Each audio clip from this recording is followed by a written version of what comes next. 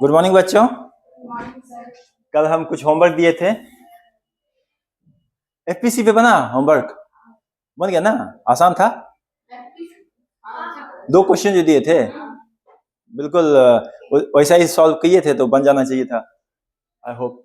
तो इसलिए देखो यहाँ जो है ना, इसके पहले जो क्वेश्चन था वो बताओ तो, उसको भी करेंगे। क्या था? 54 क्या था, हम भूल गए। एग्जाम्पल नंबर 13 देखो तो।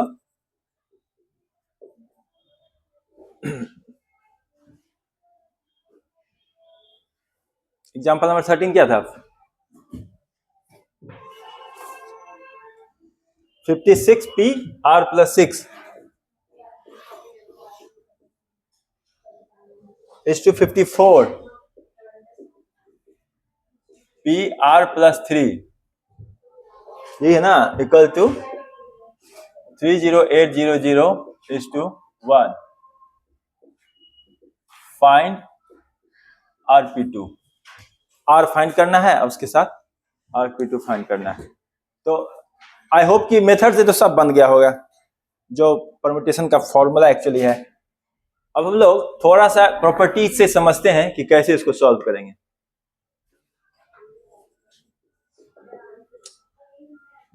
देखो 56p r plus 6, इसको क्या लिख सकते हैं?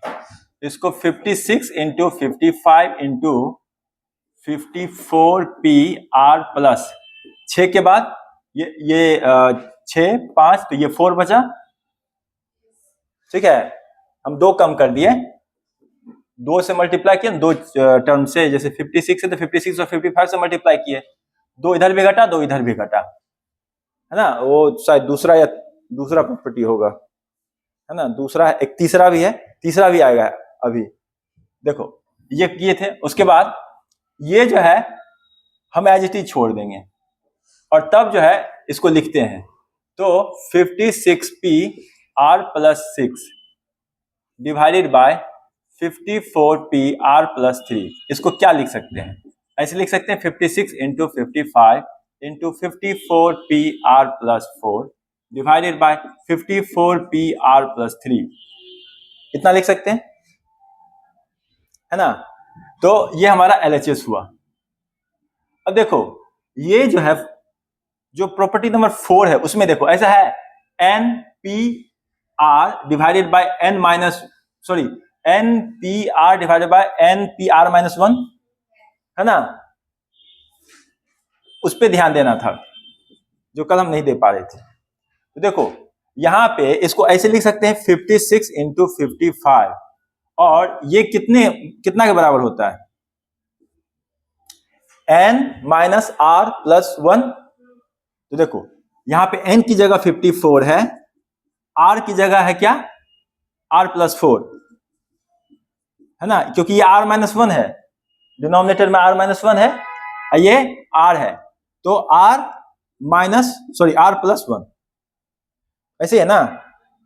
ये जो है वैल्यू हमारा RHS के बराबर है, यानी कि 30800। तो अब इसको यदि हम इसे डिवाइड करेंगे तो 10 बचता है। तो ये जो होता है हमारा 54 में से 4 गया, 50 प्लस 1, तो 51 minus r equal to 10, r equal to 51 minus 10 equal to 41। Therefore rp2 is equal to r into r minus 1 equal to 41 into 40 equal to 1640। ये हो गया। अब इसको कैसे बनाएंगे? फॉर्मूला से तो बन गया ना, अब प्रॉपर्टी से कैसे बनाएंगे? एग्जाम्पल नंबर 14 सॉल्यूशन देखते हैं। तो ये जो है और इधर है, इसको पहले लेफ्ट साइड में ले आते हैं। इसको ऐसे लिखेंगे n plus 5p n plus 1 divided by n plus 3p n equal to 11 n minus 1 divided by 2। अब देखो हमें यहां पे n प्लस 5 है, यहां पे n प्लस 3 है, यहाँ पे n+1 है, यहाँ पर n है। तो ऐसा क्या करें कि इनमें से कोई एक टर्म तो बराबर होना चाहिए, ठीक है। तो इसको जो है कैसे लिख सकते हैं, पहले मैं सेपरेटली लिख रहा हूं, n+5p n+1,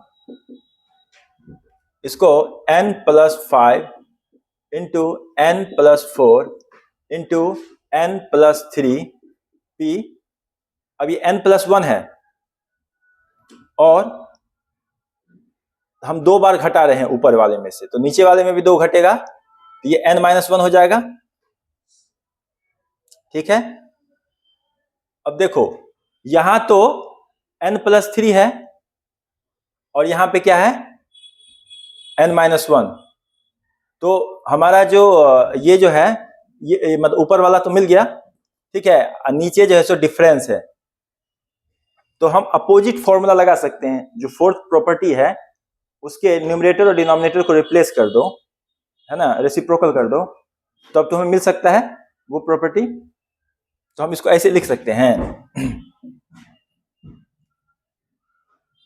n+5 n+4 n+3p n-1 divided bye n+3pn। देखो n/p(r) divided by n/p(r-1), fourth property है ना, उसी तरह का, और ये वैल्यू दिया हुआ है 11 इंटू n-1 डिवाइडेड बाय 2। तो इसको क्या लिख सकते हैं, अब जैसे देखो ये अगर रेसिप्रोकल है तो उसका जो राइट हैंड साइड होगा वो भी हम 1/, में लिखेंगे, ये होगा n+5 n+4 डिवाइडेड बाय, नीचे क्या लिखेंगे n यानी कि n+3, ठीक है, माइनस r की जगह क्या लिखेंगे, ये r है ना, ये तो r-1 है, तो ये होगा n और +1, ठीक है, ये हो गया n -r +1 और डिनोमिनेटर में लिखे हैं equal to 11 into n-1 divided by 2, ठीक है। अब देखो इससे जो है ये n और n तो चला जाएगा, 3 और 1 4 हो जाएगा, और इसको हम जब मल्टीप्लाई करेंगे तो n² plus 9n plus 20 equal to, ये हो जाएगा 4 into 11 into n-1 divided by 2, तो ये हो जाएगा n², यहाँ पे 9 है, यहाँ पर 22 है, तो ये हो जाएगा plus 9n minus 22n plus 20, और ये 22 माइनस में है, इधर आएगा तो क्या हो जाएगा प्लस में, ठीक है। अब इसको सॉल्व करेंगे, इक्वेशन क्या है n² माइनस 13n प्लस 42, तो इससे n का 2 वैल्यू आएगा 6 और 7, तो n इक्वल टू 6,7, ठीक है। तो ये हुआ प्रॉपर्टी से, हम थोड़ा सा आसान हुआ कि नहीं, ये बताओ, थोड़ा सा आसान हुआ ना, नहीं हुआ आसान, फॉर्मूला ही ठीक था। इसमें क्या है ना, इसमें क्या है कि हमको कॉमन इस प्रकार से कर लेना है कि देखो एक प्रॉपर्टी तो एक्सपेंशन वाला है और दूसरा है कि जब एक का डिफरेंस हो, ठीक है। वैसे जो तुम्हें सहूलियत हो वैसे तुम कर सकते हो। फॉर्मूला क्या, एक फॉर्मूला है उसको लगाना है, इस प्रकार से जो भी इक्वेशन बनेगा उसको सॉल्व करना है।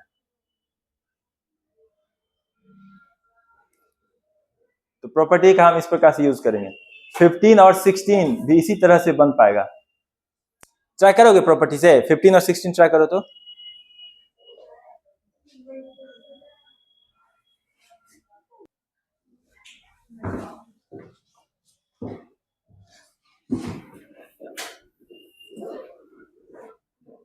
ओके। अब देखो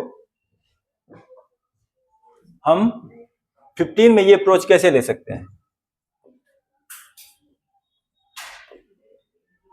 यहां दिया है 2n माइनस 1 Pn और 2n प्लस 1 Pn माइनस 1। अब देखो हम क्या करते हैं, पहले इसको सेम करना चाह रहे हैं, है ना। तो जो ऊपर वाला है यहाँ पे 2n माइनस 1 है, यहाँ पे क्या है, यहाँ पे 2n प्लस 1। अब दोनों को सेम करने के लिए हमको छोटा को फिक्स करना पड़ेगा।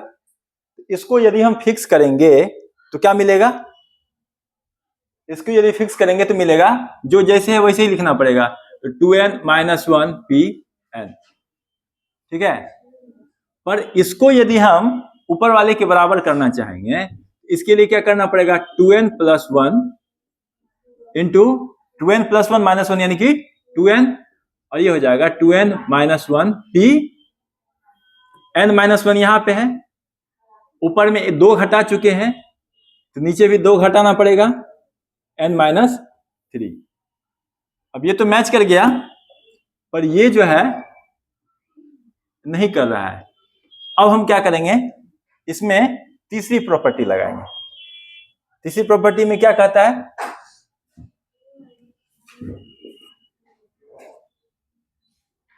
अगर तीसरी प्रॉपर्टी कहता है कि यहां पे यदि n माइनस 1, ठीक है, पी आर हो तो हम n माइनस आर इंटू, हाँ n माइनस आर, ये हो जाएगा n minus 1 P r minus 1, ठीक है। और भी फर्दर करना चाहें तो n minus r into n minus r plus 1, ठीक है, ये भी हो जाएगा n minus 1 P r minus 2।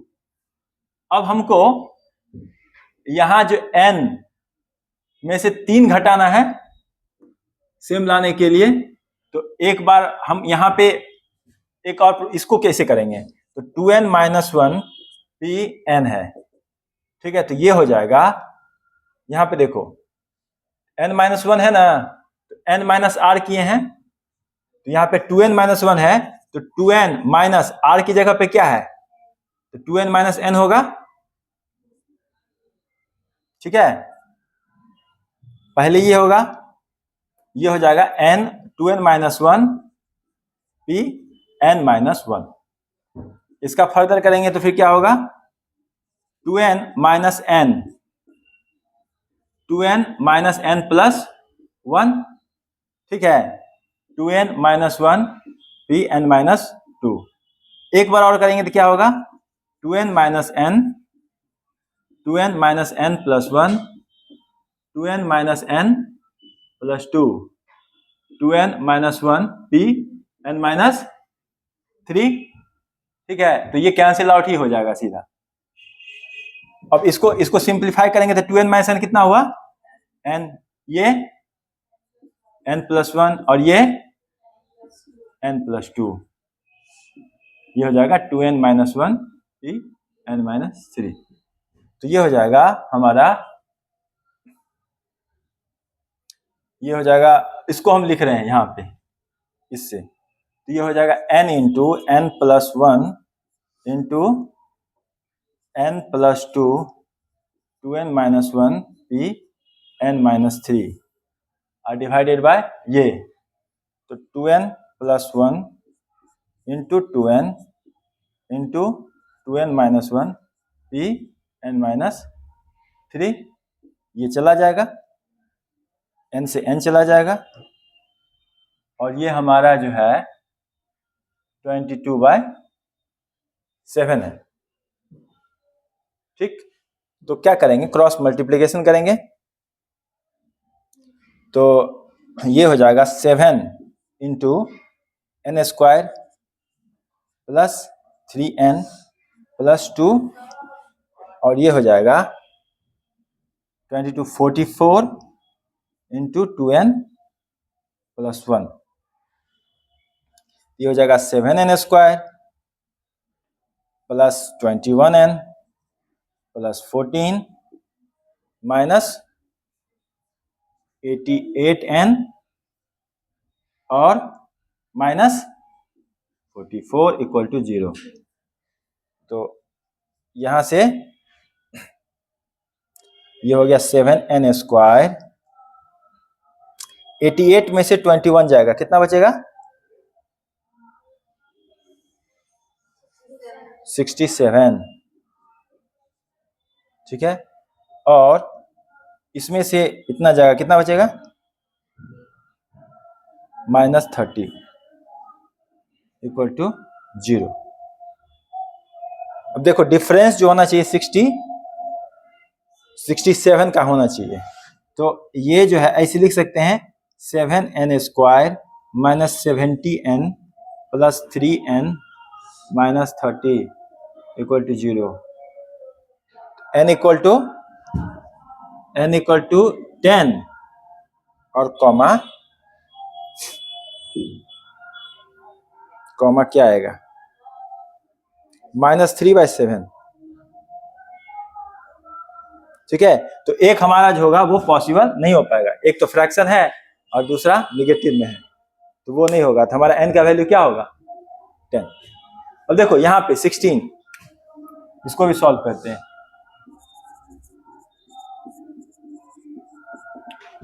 यहाँ पे है 22pr+1 20pr+2।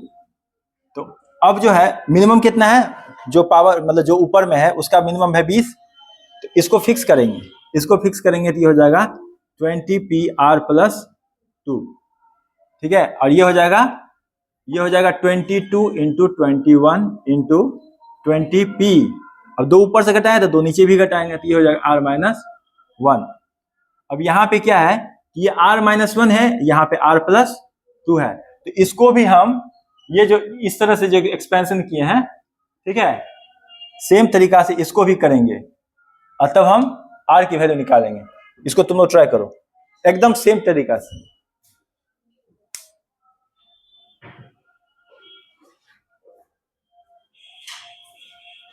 बहुत समय दिए, अब हम समय नहीं दे सकते, अब हमको खुद आना पड़ेगा। देखो यहाँ पे ध्यान दो, हम तो बोले न्यूमरेटर को छोड़ दो और डिनोमिनेटर को छेड़ो, इसको छोड़ो इसको छेड़ो, मतलब हम इस पे ध्यान देंगे। 20 को क्या लिख सकते हैं? 21 - 1 लिख सकते हैं, और pr+2। अब हमको ऐसा एक्सपेंशन करना है, ठीक है। एक और टर्म लेंगे, ये होगा n - r+2, और ये हो जाएगा, ये तो n-1 ही रहेगा, ये हो जाएगा r-3। यानी कि हम 3 घटाएंगे, यहाँ पे r+2 है, इसमें जब -3 करेंगे तो क्या होगा? r+2 - 3 कितना होगा? r-1। यहाँ पे r-1 है, इससे हमारा कैंसिल आउट हो जाएगा। ये हो जाएगा, क्या हो जाएगा? ये हो जाएगा 21 माइनस, पहले ये टर्म लिखेंगे तो r+2, ठीक है। 21 माइनस r+2 + 1, देखो है ना, और 21 माइनस r+2 + 2, तीसरा टर्म भी लिख दिए। अरे यार तीसरा टर्म नहीं लिखे, इंटू n माइनस r+2, और तब होगा n-1 r-3। 3 सक्सेसिव टर्म, और तब जो होगा ये 21 - 1 कितना होता है? 20। तो हम 20 को डायरेक्टली लिख रहे हैं, ठीक है, वो बस समझाने के पर्पज से था, r-1, ठीक है। क्योंकि इसमें जब 3 घटाएंगे तो हमको ये मिलेगा। इसको सॉल्व करते हैं। 20 में से 2 गया, सॉरी 21 में से 2 गया, 19 - 7, ठीक है, और 19 में 1 जोड़ेंगे तो ये हो जाएगा 20 - r, और ये हो जाएगा 21 - r इक्वल टू क्या? इक्वल टू कहाँ? ये 20pr-1। न्यूमरेटर को ऐसे ही छोड़ देंगे और ये टर्म हम यहाँ पे लिखेंगे। ये हो जाएगा 22 × 21 × 20pr-1 divided by 19 - r into 20 minus r into 21 minus r into 20 P r minus 1। ये वैल्यू किसके बराबर है? 11/52। अब इससे इसको काटेंगे तो 2 होता है, ठीक है। तो अब जो है इसको ऐसे ही लिखेंगे, इसका फैक्टराइज करेंगे। ये होगा 19 minus r 20 minus r 21 minus r equal to 52 को क्या लिख सकते हैं? 26 इंटू 2। 26 को क्या लिख सकते हैं? 13 इंटू 2, यानी 13 इंटू 2 इंटू 2 है। और यहां पे क्या है? ये हो गया 2 into 2 into 2 into 3 into 7 into 13। आया इसे? आया ना? गुड।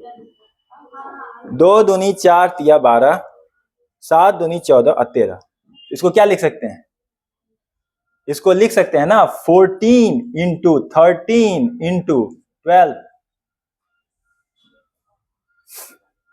देखो ये डिक्रीजिंग ऑर्डर में है, ये भी डिक्रीजिंग ऑर्डर में है। किसी टर्म को उठा लो। 19 minus r equal to 14, 20 minus r equal to 13, 21 minus r equal to 12। एक मिनट, कौन सा बड़ा है इसमें?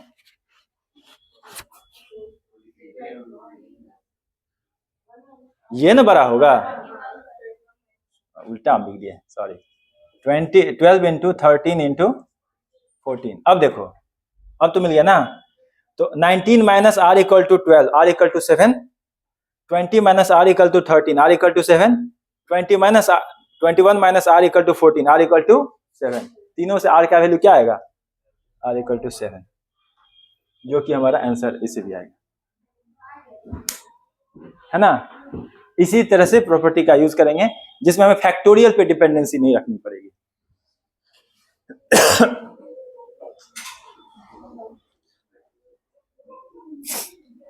अब देखो, अब सब लोग वो तो लाए हो, मॉड्यूल लाए हो ना?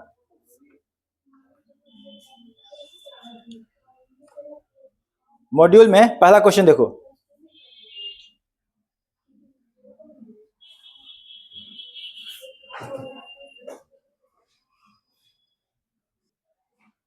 ओके, अब देखो इसको कैसे सॉल्व करेंगे। इसको जनरल टर्म के रूप में पहले प्रेजेंट करते हैं, है ना। जनरल टर्म क्या हो सकता है? R into r P r, है ना।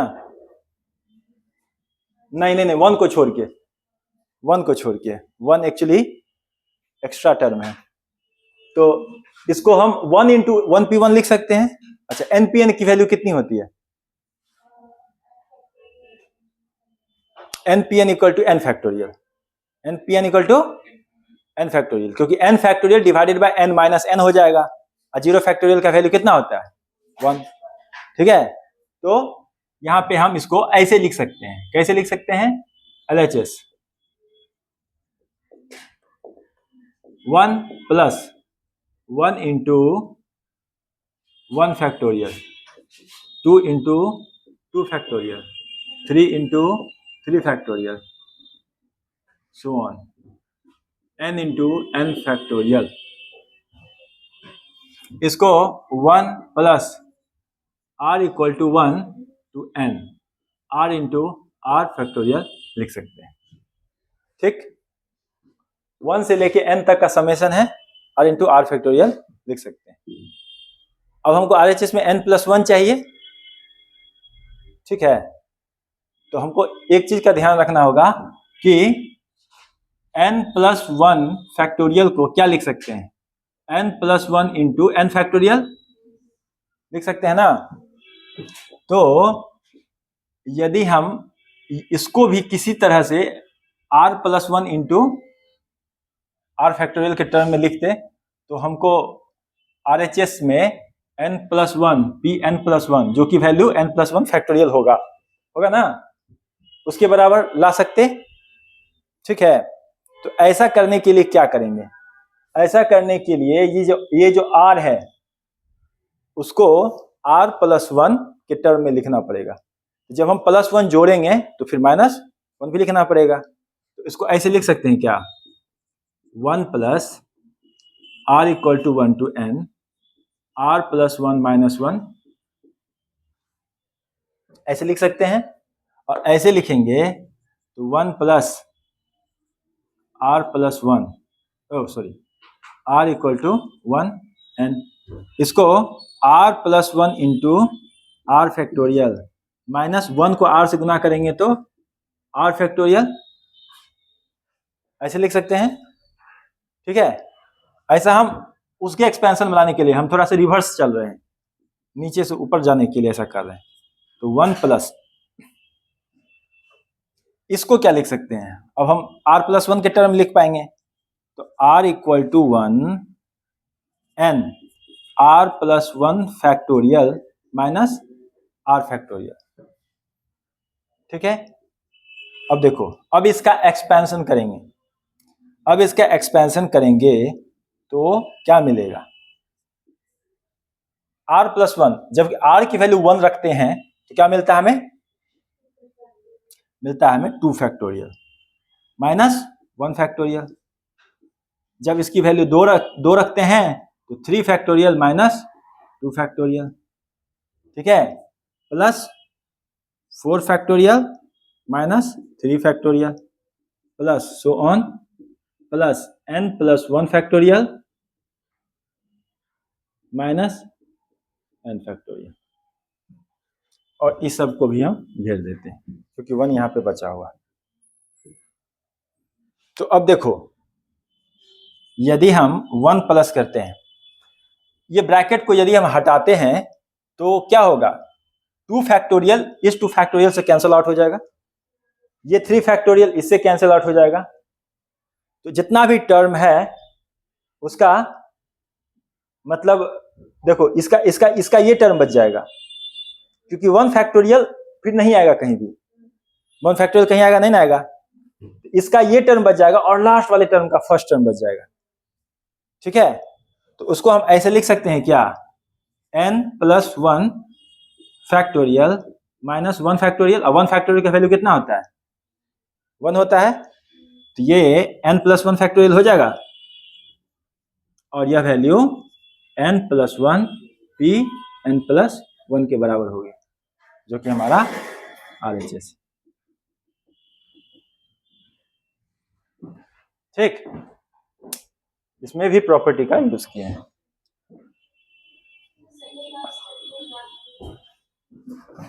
सेकेंड लास्ट स्टेप में गौर से देखो, हर जोड़े में हमारा ये स्टेप ना, इसमें अरे ये 1 फैक्टोरियल बचा है ना, ये कैंसिल आउट नहीं होगा क्योंकि 1 फैक्टोरियल कहीं भी नहीं आएगा, क्योंकि जो आ रहा है इससे बड़ा ही है और इससे इसके बराबर ही आएगा कहीं। ये तो लास्ट टर्म है ना, तो लास्ट टर्म का ये बच जाएगा, तो ये बच जाएगा, तो इसको हम आगे लिखें, बाकी सब टर्म कट गया तो ये 1 बच गया, इस 1 को यहां पे लिखें। समझे, चाहो तो तुम लोग एक स्टेप और लिख लेना, जिसमें क्या है कि इसको आगे लिख के या 2 फैक्टोरियल को इससे कैंसिल कर देना, इसको इससे कैंसिल कर देना, 4 को इस प्रकार से।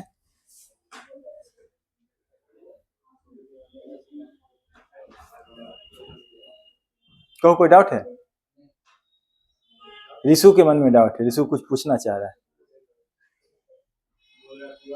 पूरा बोलो बोलो, कहाँ पे है, शुरू में किस स्टेप में है, बीच में कहाँ है, बोलो ना, कहाँ फंस रहे हो, थोड़ा सा समय दो। ठीक है, पहले देखो यहाँ पे npn की वैल्यू क्या लिखा हूं मैं, npn की वैल्यू होती है ना n फैक्टोरियल, npn जब हम लोग सारे डिफरेंट ऑब्जेक्ट में सबको ले लेते हैं तो उसको कहते हैं npn, और वो किसके बराबर होता है, n फैक्टोरियल के बराबर।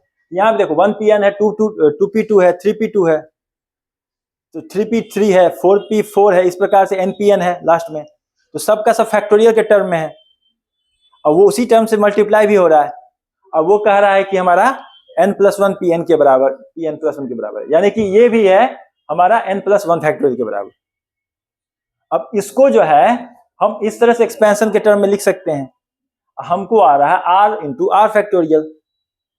अब देखो यहां के बाद हम यहां सोचेंगे, तब ना हम यहां पे पहुंचेंगे। तो यहां पे आने के लिए हम r को क्या कर सकते हैं, r में एक जोड़ सकते हैं, जब एक जोड़ेंगे तो एक घटाना भी पड़ेगा, क्योंकि है तो नहीं यहाँ पे। तो ऐसा करेंगे जब, तो ये r+1 को ब्रैकेट में लिखेंगे, और तब हम r से मल्टीप्लाई करेंगे, और फिर r को यहाँ पे 1 से मल्टीप्लाई किए, तो कितना आया r+1 इंटू आर फैक्टोरियल। अब ये टर्म जो है वो r+1 फैक्टोरियल के बराबर होता है, ठीक है, और ये r फैक्टोरियल इसी तरह लिखे हैं। अब ये पूरा का पूरा है, ये सिग्मा नोटेशन के है ना आगे है, तो सिग्मा नोटेशन कह रहा है r की वैल्यू 1 से लेके n तक लेंगे। तो जो भी टर्म है हमारा उसको इस प्रकार से एक्सपेंड करेंगे, जब r = 1 रखेंगे तो ये 2 फैक्टोरियल माइनस 1 फैक्टोरियल होगा, अगर 2 रखेंगे तो 3 फैक्टोरियल माइनस 2 फैक्टोरियल होता है, फिर ये 4 फैक्टोरियल माइनस 3 फैक्टोरियल होता है। जब अंतिम टर्म रखेंगे तो r की जगह पे n रखेंगे, तो ये होता है n+1 factorial minus n factorial. अब जब ये ब्रैकेट हटाएंगे, जो सब टर्म है इस सब का ब्रैकेट हटाएंगे, देखो यहाँ पे 2 फैक्टोरियल जो है इसके सेकेंड टर्म से कैंसिल हो जाएगा, ठीक है। अब देखो इसके ठीक पहले वाला टर्म क्या होगा, इससे ठीक पहले वाला टर्म हमारा होगा n फैक्टोरियल, ठीक है, minus n minus 1 factorial. n factorial भी कैंसिल हो जाएगा, ये n माइनस 1 फैक्टोरियल इसके पहले वाले टर्म से कैंसिल हो जाएगा, तो लास्ट टर्म का ये बचेगा, ये भी खत्म हो जाएगा, ये बचेगा, और फर्स्ट टर्म में -1 बचेगा।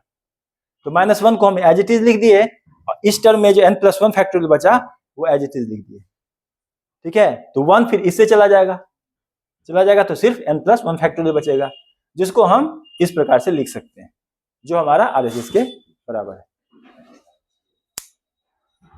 आई होप अब समझ में आ गया होगा, अब नोट करो।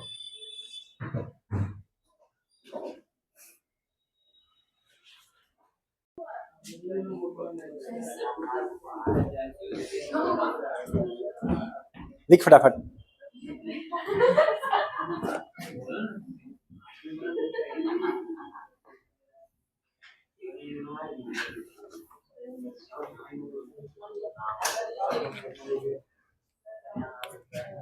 Word problem on permutation.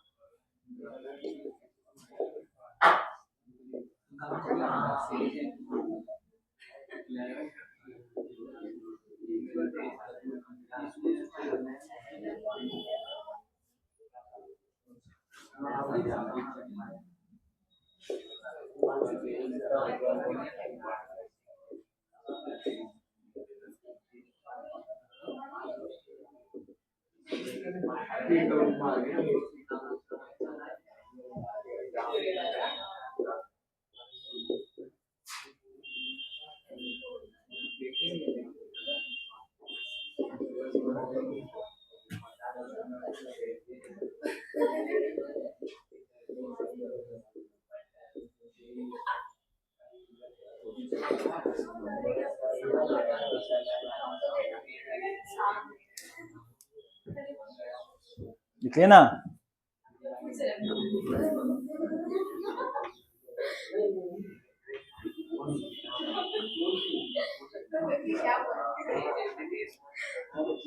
बात करते हैं तुमसे, फिर ध्यान दो। यहां सिंपलटन एक वर्ड है, इसको क्या करना है, परम्यूटेशन निकालना है। पहला पार्ट है all at a time, 5 at a time. देखो इसमें सब के सब वर्ड डिस्टिंक्टली डिफरेंट है, सब के सब जो लेटर्स हैं वो डिस्टिंक्टली डिफरेंट है, कोई भी रिपीट हो रहा है वो भी आएगा बाद में, पहले इस पे ध्यान दो। SIMPLETUN, कोई भी रिपीट नहीं हो रहा है। टोटल कितने हैं लेटर? टोटल 9 है। अब 9 को अगर हम ऐसे लिखते हैं, द लेटर्स आर SIMPLETUN,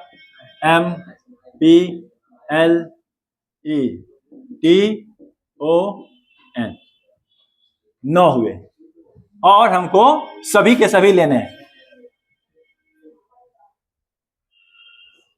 अब बताओ, सारे के सारे लेटर लेंगे। अब देखो, अब एफपीसी की तरह मत सोचना, अब एफपीसी की तरह नहीं सोचना, अब परम्यूटेशन के हिसाब से सोचना है थोड़ा सा।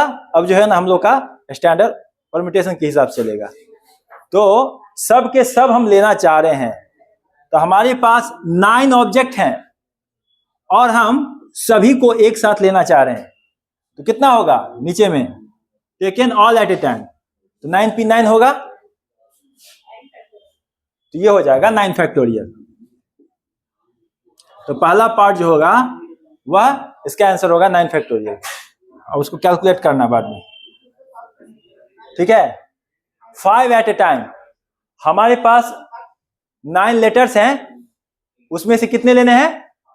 5 लेने हैं, तो ये होगा 9p5। इसको कैलकुलेट करो, 9p5 कैलकुलेट करो।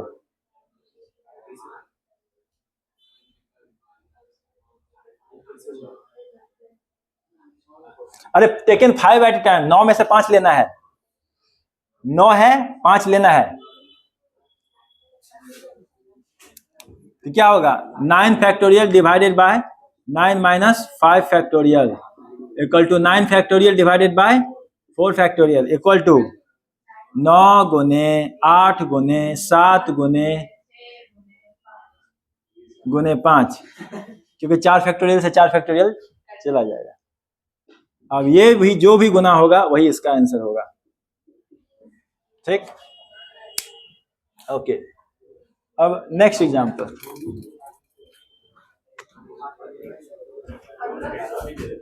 Example number 19। ये हम लिख दे रहे हैं, गलती होगा तो जानना तुम। ये वैल्यू बताओ,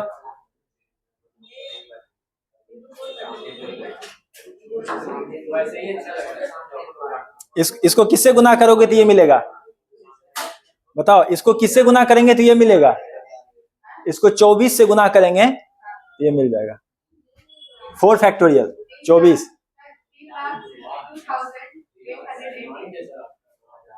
800। चलो ठीक।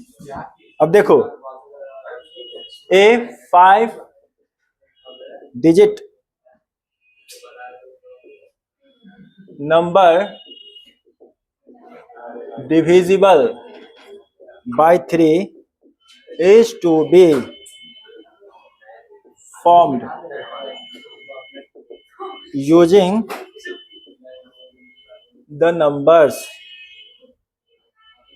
0, 1, 2, 3, 4 and 5 without repetition. Find total number of ways in which this can be done. अब बताओ 19 कैसे बनेगा? इसको नोट डाउन करो, बताओ 19 कैसे बनेगा, बताओ बताओ। अब देखो,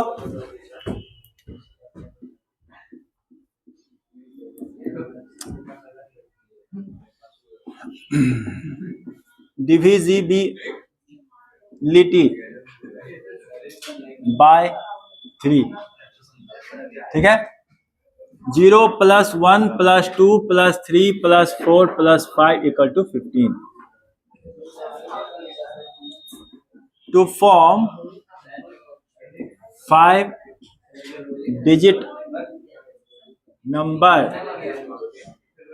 5 out of 6 given digits are to be taken. Only 0 and 3 digits can be left out as the formed number must be divisible by 3 when 0 is left out. ठीक है, तब हमारा जो होगा 1 + 2 + 3 + 4 + 5 = 15. ये हो गया. हमारे पास 5 नंबर हैं और 5 प्लेसेज हैं. ठीक है, 1 2 3 4 5. तो 5 are to be taken out of 5. Therefore, number of ways कितना होगा?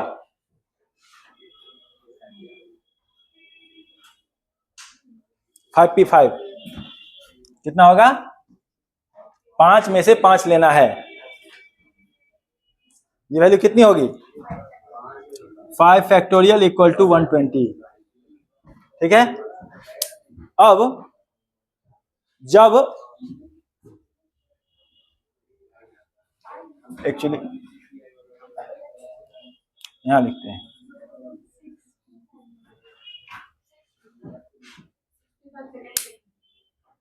नहीं वो भी देखते हैं. अरे नहीं, एक को छोड़ना पड़ेगा ना. किसको छोड़े? इसमें नहीं 6p5 वाला लगेगा concept,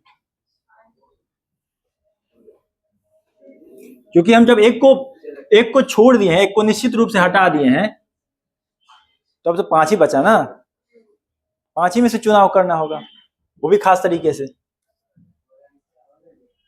case 2 when 3 is left out.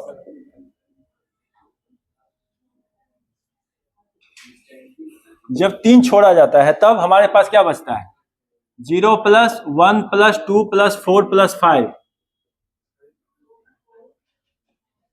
= 12. अब देखो 5 प्लेसेज हैं. 0 यहां पर नहीं होगा. ठीक है, एक्सेप्ट 0. अब एक्सेप्ट 0 यहां पर 0 नहीं रख सकते हैं. 0 के अलावा कितना बचता है?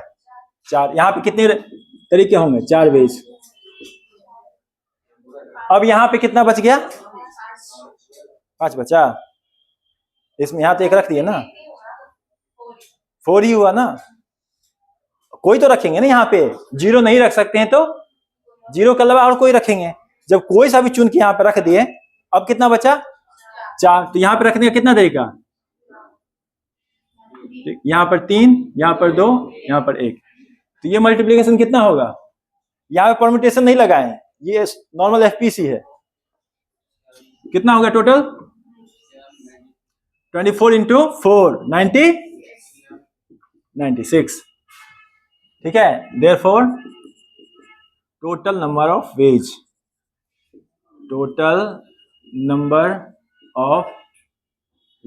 to form the required number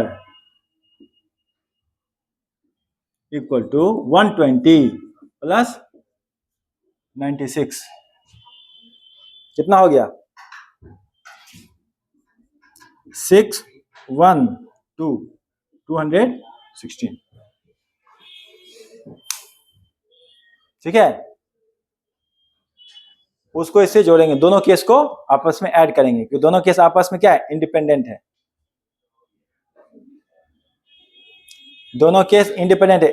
देखो मैं एक क्वेश्चन तुम लोगों को 4 जो है ना, जो तुम लोग के मॉड्यूल का 4 नंबर है, वो ध्यान देना, वो क्वेश्चन थोड़ा सा ट्रिकी इस तरह से है कि हम लोग एक रास्ते से जा रहे हैं और कह रहा है कि जिस रास्ते से जाएंगे उस रास्ते से नहीं लौटना है, तो हमारा जाने वाला रास्ता डिपेंडेंट हो जाएगा।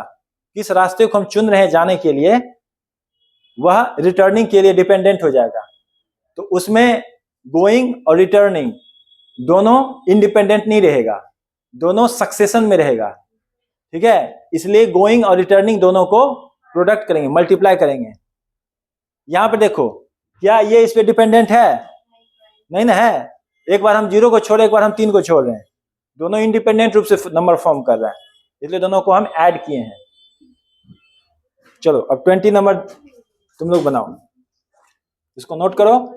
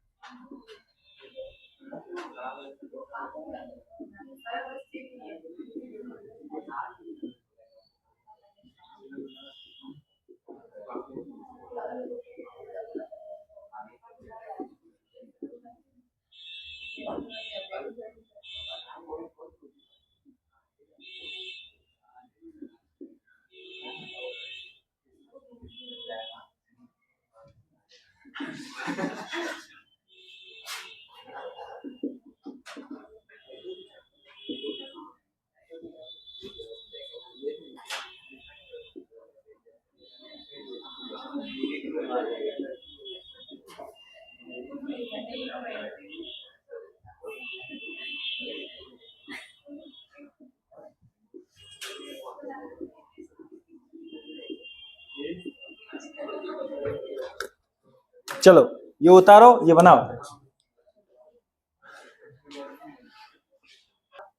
6 into 4 equal to 24। अब देखो ये क्वेश्चन कितना आसान है, सो दिखाते हैं। Not a good rectangle, somewhat good rectangle। 1 2 3 4 5 4 ways, कौन कौन सा? 16 24 32 52। लास्ट में यही 4 में से कोई एक नंबर रहना चाहिए। अब बच गया 3 नंबर बच गया, ठीक है। उसको क्या करेंगे हम? 3 फैक्टोरियल, 3 2 1, इसको हम लोग ऐसे 3 फैक्टोरियल लिखते हैं।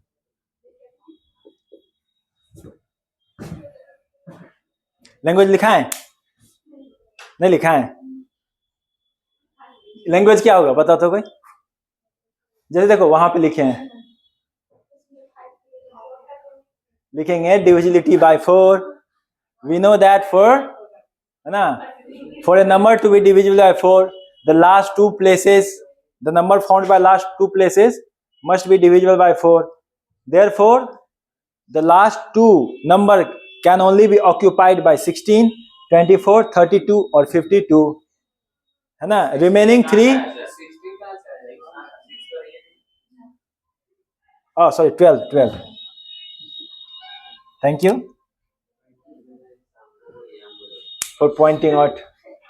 नहीं सही है, ध्यान दो, बेसिक्स क्लियर है। तो हम क्या कर सकते हैं, लैंग्वेज में क्या लिखेंगे? लैंग्वेज में वही लिखेंगे फॉर द नंबर, तो हमारा हो जाएगा, ये आंसर तो हो जाएगा हमारा कितना? 6 into 4 इक्वल टू 24, ठीक है। पर लैंग्वेज जैसे लिखेंगे डिविजिबिलिटी बाय 4, है ना। To form a number 5 digit number divisible by 4, we need to have last 2 digit as divisible by 4, ठीक है। उसके बाद लिखेंगे this can be done by 4 ways, by forming number 12, 24, 32 and 52। The remaining 3 can be filled by 3 factorial ways. तो total number of ways कितना हो गया? तुम जो निकाले ना 6 6 प्लस 6 प्लस 6 प्लस 6 करना होगा, है ना? क्योंकि जब हम 4 डिजिट को फिक्स करेंगे तब एक बार नंबर ले लिए तो वो नंबर दोबारा नहीं आ सकता, उस पर कोई डिपेंडेंसी भी नहीं है, तो वो इंडिपेंडेंट फैक्टर हो जाएगा। तो 6 प्लस 6 प्लस 6 प्लस 6, इस तरह से 24।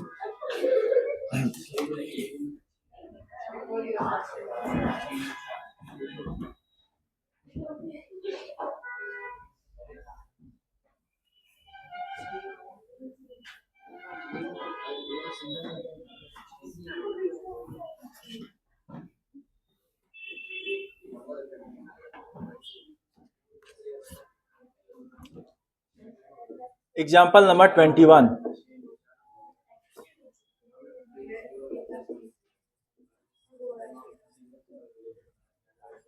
How many words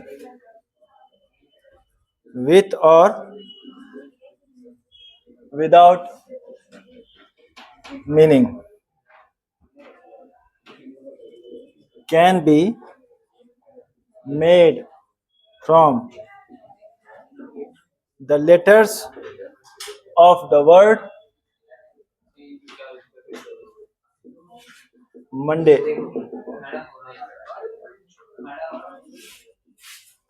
Assuming that no letter is repeated.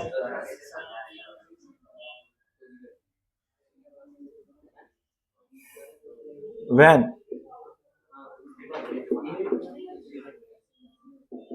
4 letters are used at a time. दूसरा, all the letters are used at a time. तीसरा, all the letters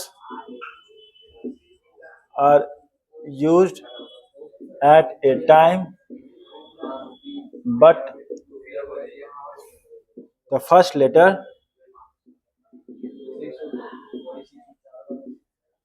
is a vowel. चलो ये question solve करो तो।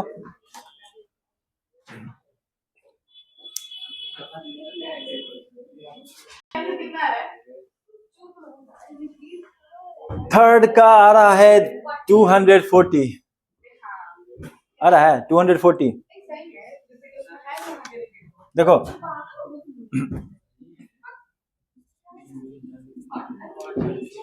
the letters are M O N D A Y, ठीक है? 4 letters are used at a time.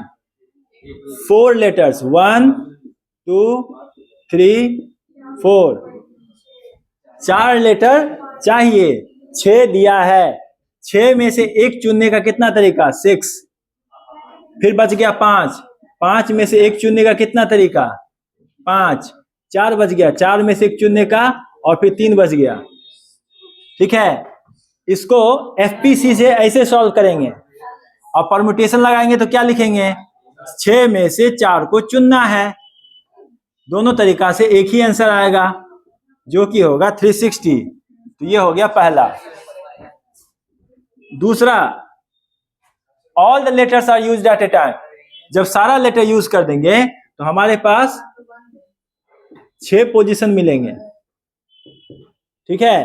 तो 6 में से 6 को चुन लेना है, तो कितना होगा? 6 इंटू 5 इंटू, है ना, यानी कि 6 फैक्टोरियल, 4 इंटू 3 इंटू 2, 1 2 3 4 5, एक और लो, 1 2 3, ये हो गया हमारा कितना? 720।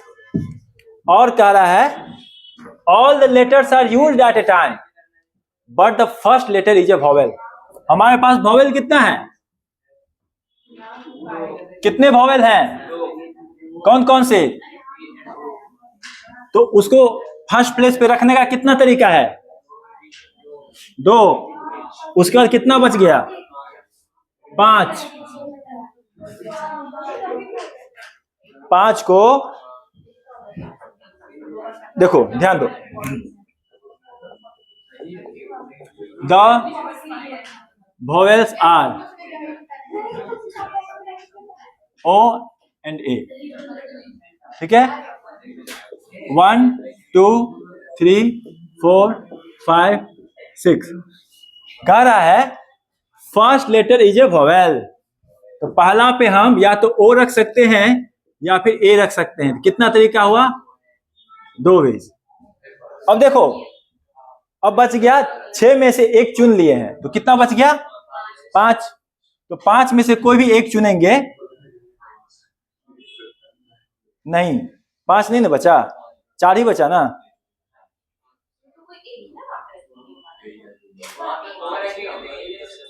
एक मिनट, 2 ways. All the letters are your, but हाँ एक ही रखेंगे, सही बात है। कितना बच गया? 5। तो 5 4 3 2 1, तो 120 इंटू 2 240 कितना हो गया? 240 वेज। ठीक है, पहला में सिर्फ 2 वेज होगा, बाकी तो हम जो 5 बच जाएंगे उसको इस तरह से रखेंगे। अब एक होमवर्क देते हैं।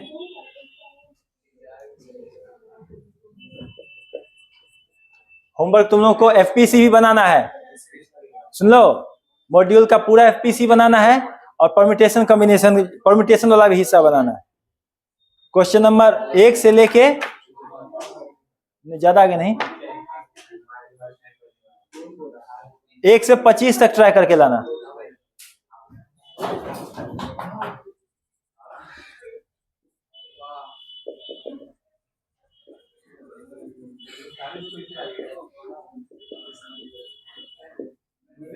देखो इधर ध्यान दो, मॉड्यूल से 1 से 25 तक ट्राई करके आना है, कल डिस्कस करेंगे। और ये एक क्वेश्चन दे रहा हूं, ये बना के लाना। इन हाउ मेनी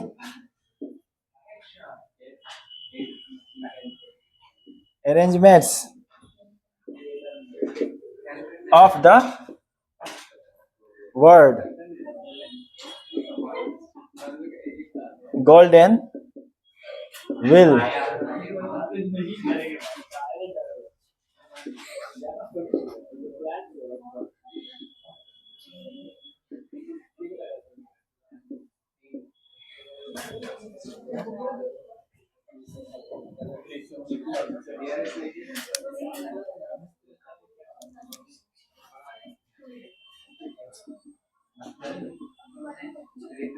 देखो गोल्डन में कितने हैं लेटर? 6 फैक्टोरियल कितना होता है?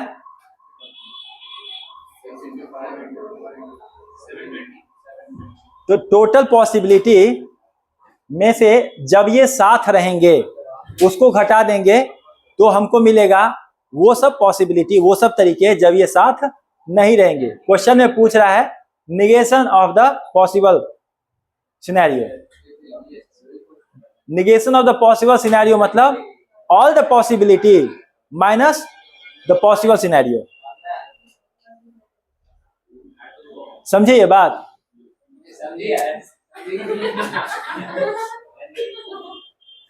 ये समझे? कोई ध्यान ही नहीं दे रहा है। ध्यान दो यहाँ पे, क्वेश्चन में क्या कह रहा है? कैसे निकालेंगे?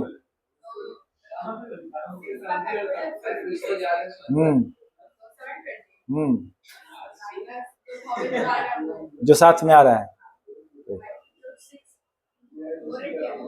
तो निगेशन ऑफ पॉसिबल सिनेरियो मतलब all the scenario minus possible scenario. ठीक है, और मॉड्यूल में 1 से 25 तक ट्राई करके आना है।